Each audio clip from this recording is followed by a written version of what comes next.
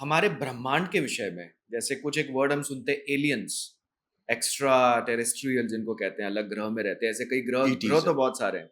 इसका भी जिक्र हुआ था कहीं ना कहीं। जी, ऐसा होता है कि हमारे यहाँ 14 लोक का ब्रह्मांड ऐसा पुराणों में पढ़ाया जाता है, और हम ये मानते हैं कि मनुष्य केवल इस ग्रह पर ही नहीं है, मनुष्य अन्यत्र भी है। हम ये दृढ़ता से मानते हैं कि we are not alone in this universe. हम अकेले नहीं हैं, इस पृथ्वीवासी हम अकेले नहीं हैं।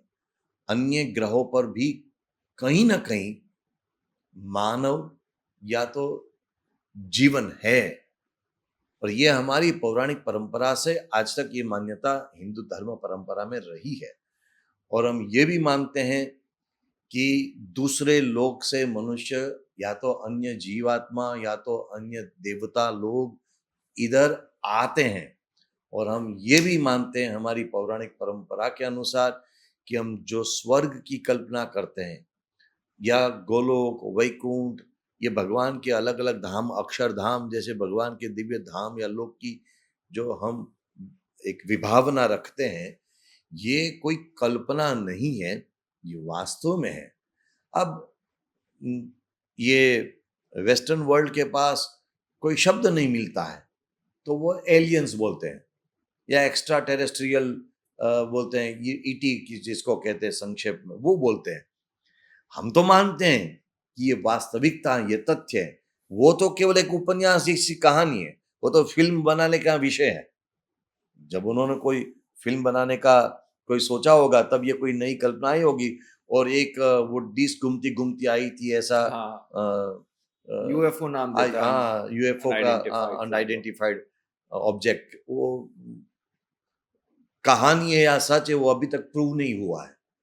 मगर उसके बारे में एक जब लोग बोलने लगे, तो एक हॉलीवुड को फिल्म बनाने का एक विषय मिला, और हॉलीवुड को फिल्म बनाने का एक नया तरीका मिला। उससे ज्यादा उसमें कुछ नहीं है, जबकि हम जो मानते हैं वो हमारी बिलीफ है।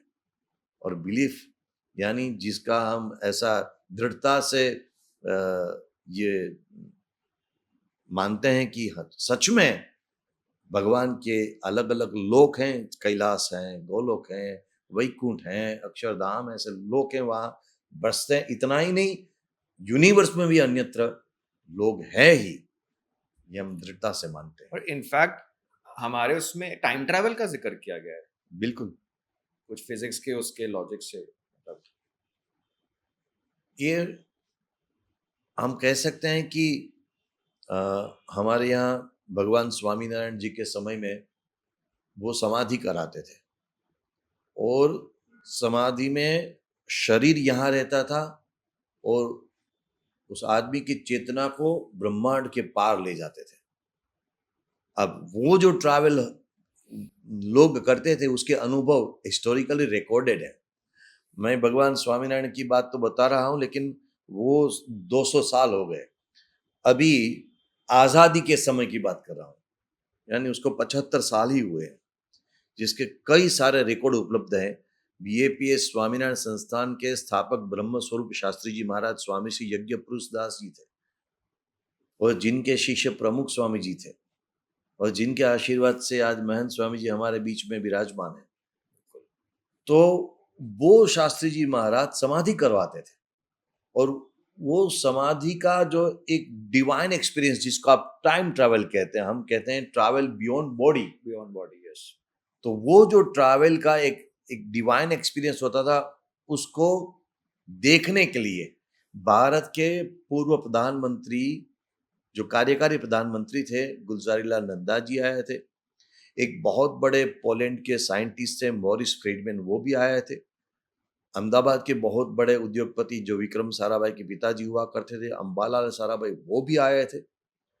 और कई सारे लोग उसको चैलेंज करने के लिए आए थे। सब ने ये देखा था, और ये कोई एकांत में एक कोने में नहीं होता था, ये पब्लिक में एक जिसको हम कह सकते हैं कि एक ओपन फोरम में सब होता था। तो उसमें लोग एक्सपीरियंस करते थे, आउट ऑफ बॉडी एक्सपीरियंस, जाकर के फिर से बॉडी में वापस वापस आ आते थे, गए। और वो गोलोक वैकुंठ आदि जाकर के वापस आते थे। तो ये बहुत पुरानी बातें नहीं है, अभी अभी की अभी कुछ बातें हैं जी। बात है।